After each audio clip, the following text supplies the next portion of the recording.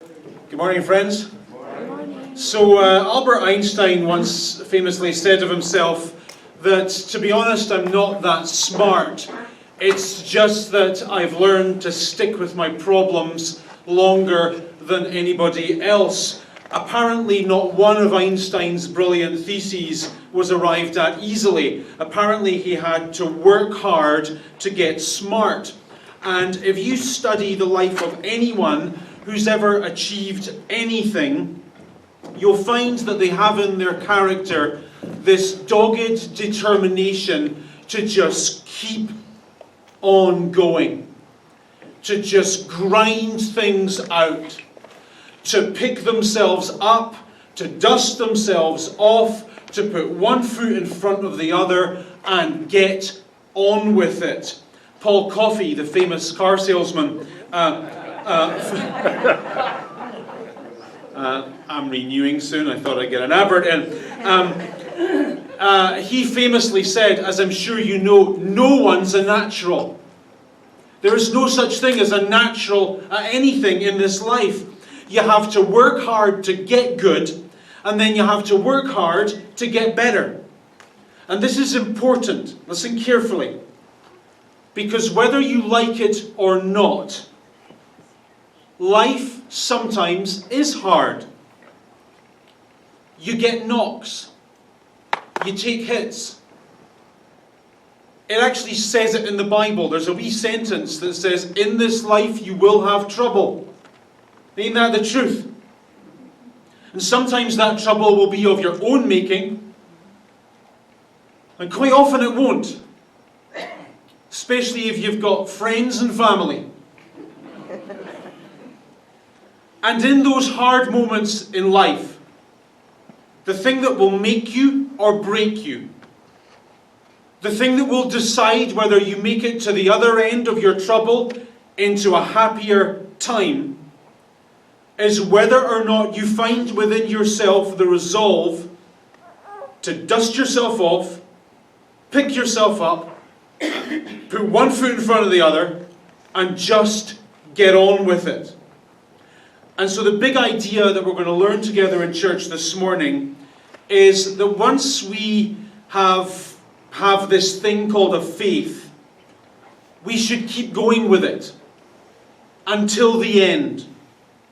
We should press on in our belief, no matter how hard it is, no matter how strong the doubts are, no matter how severe the setbacks are, and believe and believe and believe and believe until the very end. Bible. We're working our way through the book of Philippians, and we're in chapter 3 and verse 12, where Paul says to the church, just so you know, I have not already obtained all this. I am not already perfect. Just a reminder, the guy who writes this sentence is in a bad spot. He's flat broke. He's in jail. He's been betrayed by some of his closest friends. He's sick.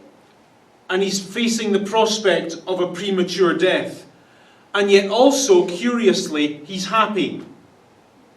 He has an inner sense of upness that his unhappy circumstances cannot quite seem to touch. And last week, he spoke about that feeling.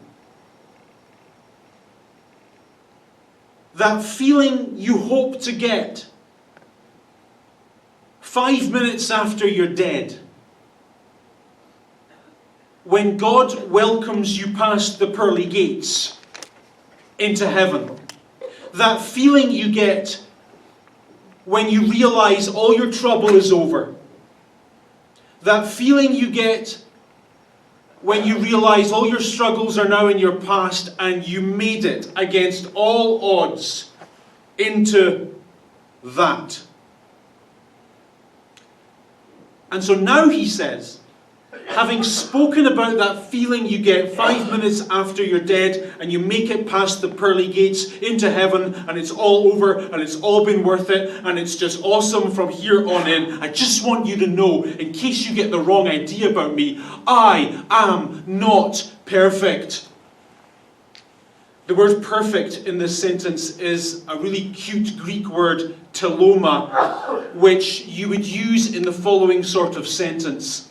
So you would say, for example, I've been at university for the past 4 years, and last week I just finished my final exams, and on Friday I graduated. I am now teloma.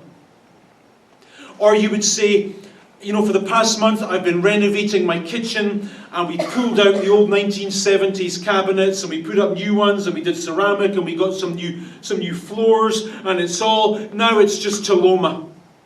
It's done. It's finished. It's a word that you only ever used in the first century to talk about the feeling you got when you finished a project. So to say, I have not yet been teloma, I have not yet been made perfect, is to say about yourself that in the project called me, I'm still a work in progress. There's still some old cabinets that need to get ripped out. Still some stuff that needs to get fixed. A lot of renovations still going on. In no way, shape or form am I anything other than a work in progress. However, regarding that progress, notice what he says. He says, I press on to take hold of the thing for which Christ Jesus took hold of me. This, I think, is a rather beautiful image. It's almost Valentine's Day, so I'll talk about it in romantic terms. Thank you. Paul is saying, if I can put it this way, that in his romance with God, Jesus made the first move. And this is an important point for Paul to make, because he knows that the people to whom he is writing are being put under extraordinary pressure by a group of ultra-religious Christians. And by religious, what I mean is they subscribe to the idea that Christianity is all about you and the stuff you do. So they would say things like, Jesus dying on the cross was cool, but in addition to that, you need to do stuff. You need to be more moral, you need to follow more commandments, you need to get rid of more bad things in your life. In other words, Christianity is like a system, and here's how the system works. You need to impress God with your religious resume. You need to impress God by doing more good things more of the time, by following and obeying more of the rules of religion. And if you do that successfully enough, then maybe 5 minutes after you're dead, God will welcome you into heaven. And Paul says, no, that's not how it works, and that's not how it worked in my life. In my life, Jesus made all the moves. It was Jesus who welcomed me. It was Jesus who reached out to me. It was Jesus who did all the stuff on my behalf. It was him who, notice the word, took hold of my life. But notice, having been taken hold of by Jesus, he then in response to that says that he now presses on to take hold of the thing for which Jesus took hold of him. So the phrase press on this was used in ancient literature to describe what someone did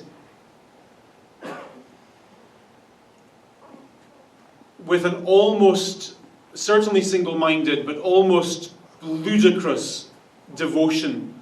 So for example, it was often used in the first century, this word, to talk about a young man who pursued a girl that wasn't interested in him. So every Valentine's Day he would send her flowers, every Christmas he would send her chocolates, and Didn't matter that every year she said, I wouldn't date you if you were the last man on earth. It's never going to happen. But he was blind to the objections and just pressed on and pressed on and pressed on. This is the meaning of this phrase. It doesn't matter what's going on in my life, I will not give up. It doesn't matter what rejections I meet along the way, what setbacks I meet along the way. There is a thing I'm working towards. There is a feeling that drives me forward. That feeling of 5 minutes after I'm dead, making it past the pearly gates into what's next. So verse 12 says, heads up, church, I'm not perfect. Nothing about me is perfect. My faith, the way I live my faith, the way my faith has worked out, nothing about it is perfect. I mean, look at me. I'm flat broke. Most of my friends have turned their back on me. I'm in jail. I'm sick. I'm facing the prospect of a premature death. I am a poster boy for nothing in this world. So don't look at me and get the wrong idea. Don't look at me and think I'm anything other than exactly what you are. Doing the best I can with what I've got. And it's not easy. But understand this. Lack of ease notwithstanding, I am not giving up. I am pushing on and pushing on and pushing on. Next sentence. Getting good now. He says, brothers, I do not consider myself yet to have taken hold of it. Now look at that sentence. I do not yet consider myself to have taken hold of it. The key word in that sentence is it. If there's something he hasn't taken hold of, what is it? What is the it in that sentence? What does finished look like? If my life is a work in progress, then what lies at the end of that progress? Well, remember, the Bible is a story. It has a beginning, it has a middle, it has an end. It has characters, it has ups, it has downs. The story of the Bible, in a nutshell, is a story about the restoration of paradise. So on page 1 of the Bible, you have paradise. You have perfect people living perfect lives in a perfect world, perfectly happy with each other, with themselves and everything around them. Perfect. Paradise. And then on page 3 of the Bible, you have paradise lost. You have this thing called sin, you have a grinding of the gears, and everything turns to a mess. And then the rest of the Bible is pretty much a story of what paradise lost looks like. Lost relationships, lost happiness, lost health, lost everything, just a mess. From the perspective of the Bible, any glimpse we see of beauty in this world, a beautiful sunset, sun glinting on ice hanging from the branch of a tree, it's nothing more than the remains of paradise, than the ruins of a once perfect world. So page 1 of the Bible, you've got paradise. Page 3 of the Bible, you've got paradise lost. And then the rest of the Bible is a story that works towards the final page of the Bible, when paradise is restored again.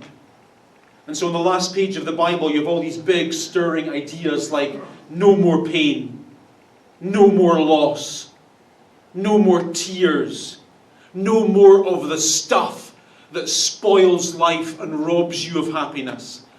But you and me, in the meantime, we live in the middle of this story, in between paradise and paradise restored. We live in the process, in the remains of a world that was meant to be paradise. So what is it? What is it that Jesus has taken us hold of for? What is the thing that we press on towards and refuse to give up hope in? What lies at the end of the process? Very simple. The biblical concept of the restoration of paradise, the big ideas on the last page of the Bible include a thing called resurrection that I was going to talk about last Sunday before the lights went out. So last Sunday he said, I want you to attain the resurrection of the dead. Apparently in the Bible, when we make it to paradise, 5 minutes after we're dead, we experience a thing that the Bible calls resurrection. To best explain what Paul means by this phrase, let me take you to another thing he wrote in the book of Corinthians. So when Paul talks about resurrection, he says, that body of yours will be changed. 5 minutes after you're dead, you will be changed. And then he explains that change by using 4 contrasts. Let's just work our way through them. Contrast number 1. He says the body that is sown in this life is perishable. But 5 minutes after you're dead, it will be raised imperishable. So, here's what we're like in the worldview of the Bible. We are aging like milk.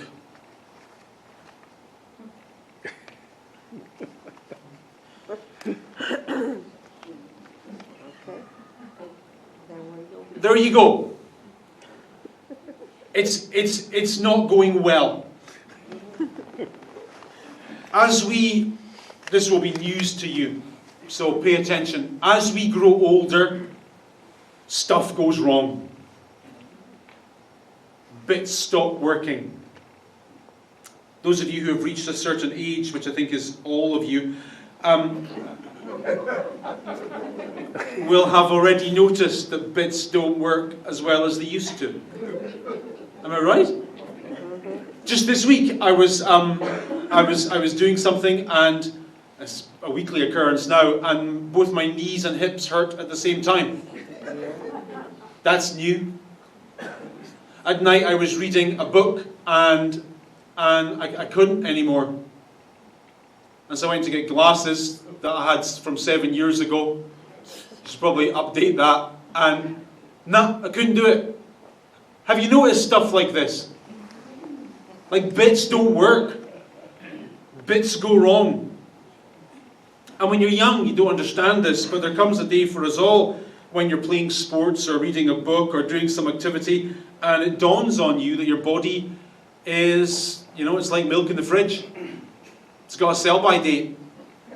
And you can eat goji berries if you want to, and moisturize your skin if you want to, and work out 4 times a week if you want to, and do the downward dog 5 times a day, and do everything that you can to fight the aging process.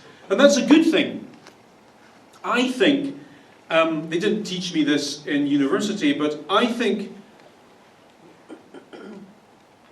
that the reason that we want to fight the aging process, I think the reason that we want to stay as young as we can, as healthy as we can, for as long as we can, is because somewhere deep down in us, we have a remnant of God's image, and somewhere in our psyche, we know that the original plan for our lives was not that we should perish and die, but that we should flourish forever. And every ache and pain we feel, somewhere in our subconscious, we know it's not meant to be that way.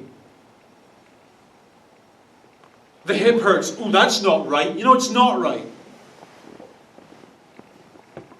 And so we rightly rage against the dying of the day and the oncoming grave. And we rightly grow old disgracefully. But nevertheless, the end comes. Because that's how it is. We are, in the words of this sentence, perishable. However, notice the contrast. In contrast to that, when paradise is restored and we make it, there's a change. And we become imperishable, ageless. No longer will we have a sell-by date. Perfect. Forever. Contrast number 2. He says the body is sown in dishonor, but it will be raised in glory. So the word dishonor that Paul uses there it's a fashion word, basically. What he means by this is, you don't look as good as you're meant to. Do you ever feel this when you look in the mirror? That it's not going well. Do you ever look in the mirror and think, I could do better than that. I feel I should look better than that.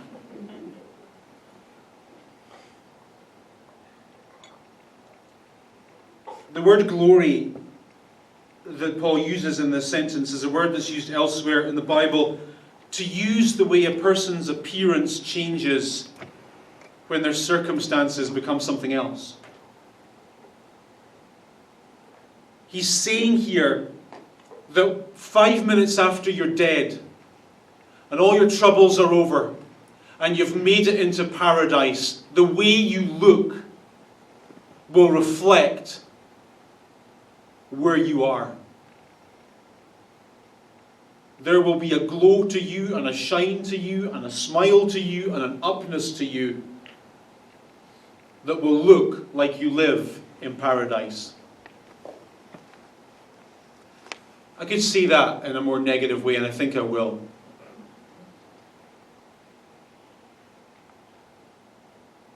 Do you ever look at yourself in the mirror and feel that the way you look reflects the stuff you've had to deal with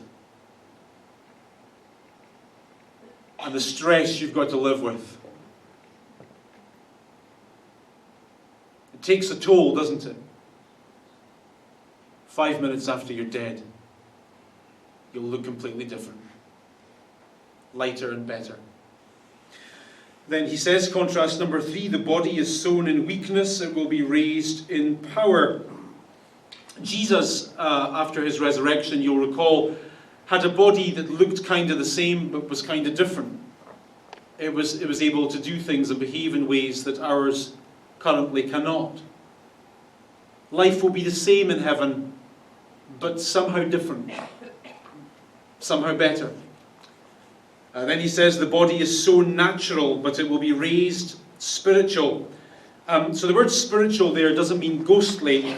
What he's getting at here is that right now, while we live in the ruins of paradise, we are natural. That's Paul's code word for we have a list of want-tos that include things that aren't good for us. So sometimes we want to do stuff that we shouldn't do. We want to do stuff that damages us. We want to do stuff that spoils our relationships and takes us further away from everything that is good, wholesome, and holy in this world. And it's so depressing, isn't it? You know, you want to be better, you feel you should be better, and you would like to be better. There's a whole bunch of improvements you would want to make in your life and a whole bunch of things you would want to get rid of in your life. And those things are genuinely felt. But, yeah, you just can't. It's such a struggle to be the man, to be the woman that you would wish to be. Paul is saying 5 minutes after you're dead in heaven, your list of want-tos will include nothing but what is good, wholesome, and holy. You will be driven entirely by what is good for you and by what is right. And those things that drag you down and hold you back, gone. Gone. And all of this is what Paul is thinking about when he uses the word it.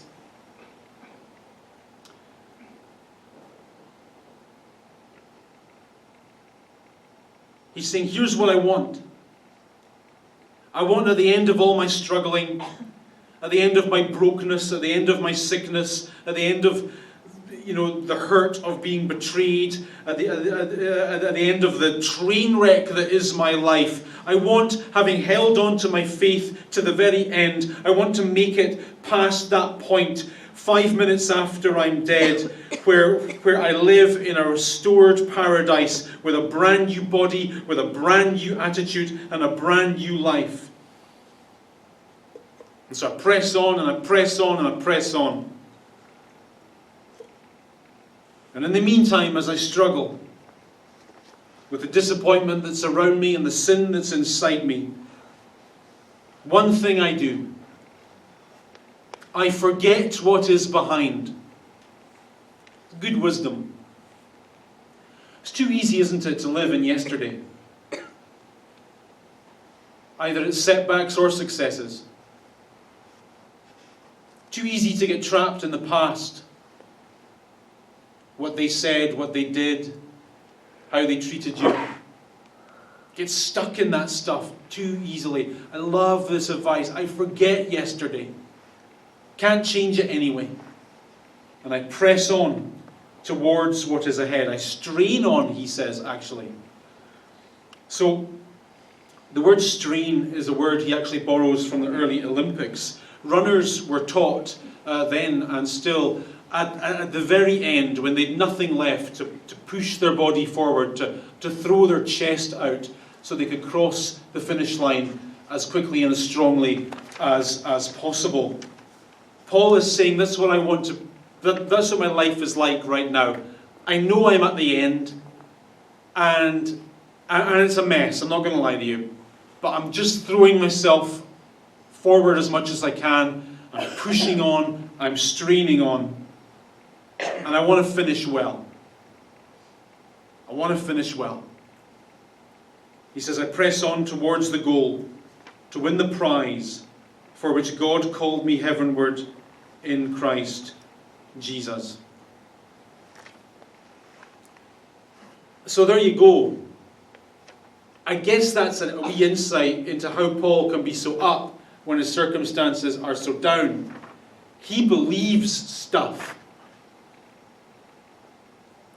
He believes stuff about tomorrow. About a tomorrow that is better. That's perfect. And that's happier. And even if everything he believes is a load of nonsense, I don't think it is, but even if it is a load of nonsense, it's still an awesome belief.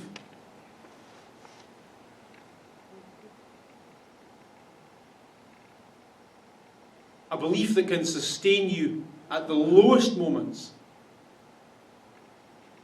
That reminds you that this isn't going to last forever. Good or bad, it won't last forever.